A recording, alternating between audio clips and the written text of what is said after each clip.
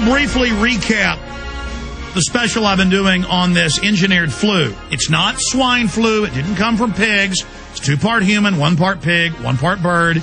Top scientists, we've put the BBC and ABC News headlines up. They have told you what we've told you. It's manufactured. I knew that day one because there was no pedigree, no history, no background. Every other natural flu, they can track it back over 50 years. It's different mutations. It's different permutations.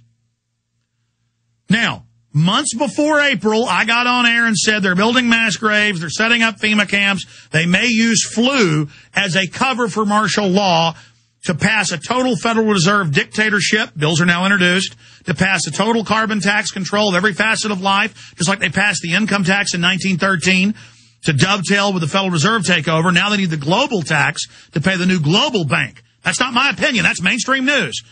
We're in world government now.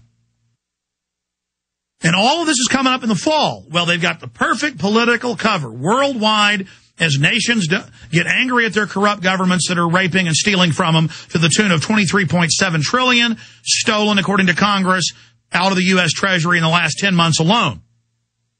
They need flu. Whether this thing kills a bunch of people or not, they're saying it is, and it's level 6 and the end of the world.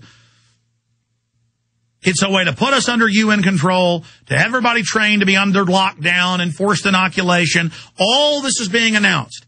Then they admit, oh, by the way, this vaccine doesn't even protect you from the whatever new mutation of it is out there. But they know the public doesn't understand how flu works, how the RNA of these viruses work, how it interacts with the human DNA. They know you don't know that, so they're treating you like you're idiots. I want to ask you, why does the establishment want to set the precedent to put things in our bodies so bad? Why is the school year coming up? They're lying on the news again, saying it's the law. You got to take 40-plus shots for your kid. There's no law. Your kid's got to take any of those shots. There is city and state and county policies that the school has a policy, like a policy not to chew gum. There is no law that you can't chew gum in school, or no law you can't have a cell phone in school. It's a policy, and they have a waiver form around the policy under state law in all 50 states and possessions. In fact, people don't believe me. Because they can't believe ABC and CBS and NBC and Fox lie. Google for folks, Texas vaccine exemption form. You'll be on the state of Texas Health Department, city health departments, county health departments. It'll be on screen. Massachusetts, Rhode Island, California, Oregon, Indiana. It doesn't matter. There is no law to take the vaccine. There's some site, vaccineinfo.net. It's got links. Yeah, right there, the blue link.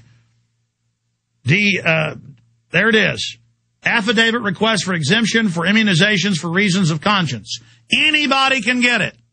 There it is. There is no law. It's a crock. It's a lie. It's a fraud. Just like it's a fraud that this supposed swine flu has killed a bunch of people. Let's believe it's killed 2,000 worldwide and 197 in the U.S. Earlier in the week, I was saying it just killed a few dozen. That number's now up to close to 200. That's nothing. What's going to happen when tens of thousands start dying from regular flu? They're going to hype it. They've got mass tents ready in every city, the army ready in every city, mass graves ready. I was telling you this 6 months ago. People were laughing at me. When I go, they're building mass graves. They're getting ready for flu. I don't know why. What do they know we don't know? Oh, shut up. You're a liar. Now it's mainstream news, folks.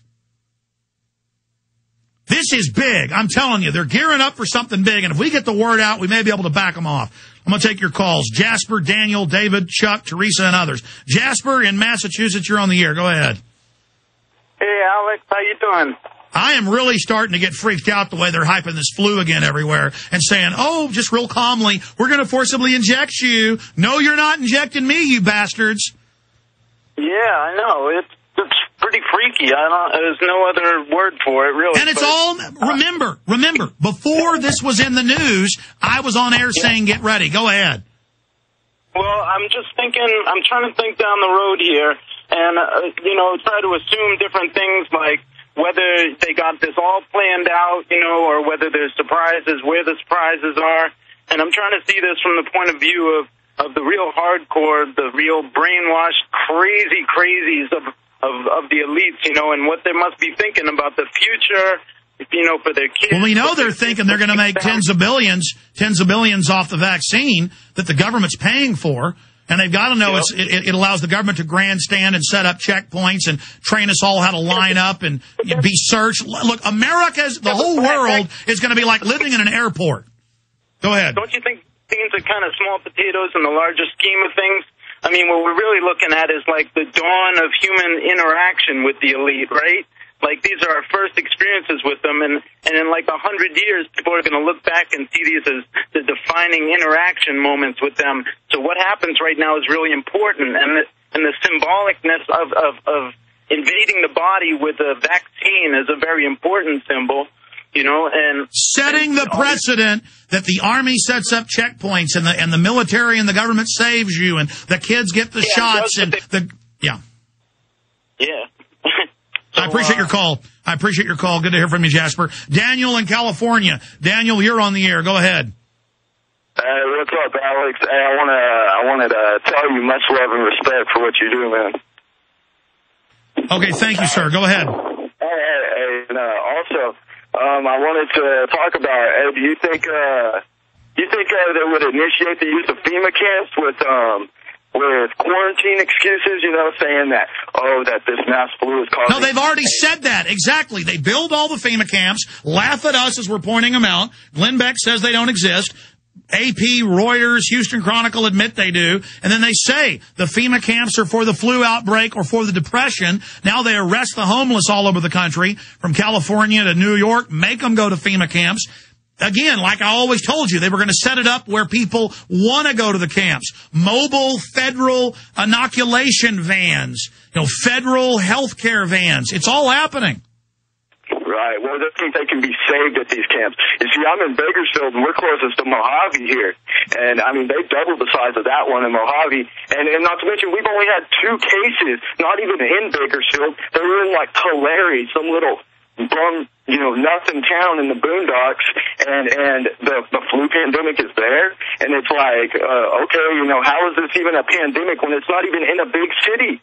It's ridiculous. Well, see, they changed the definition. Previously, pandemic was a certain amount of deaths and the fact that it was spreading cross-border. Now they just say, if any run-of-the-mill virus that's super weak, anything, crosses and goes into more than 3 regions, it's a pandemic. 3 regions or 6 countries. So, it's all about locking airplanes down, arresting people. They're clearly using this as a drill for lockdown and to sell a bunch of vaccines. We better hope that's all it is, and not that they're going to release something really deadly. Right. Hey, and I also had a little treat for you and your guests, if you don't mind. It's a little Alex Jones poem.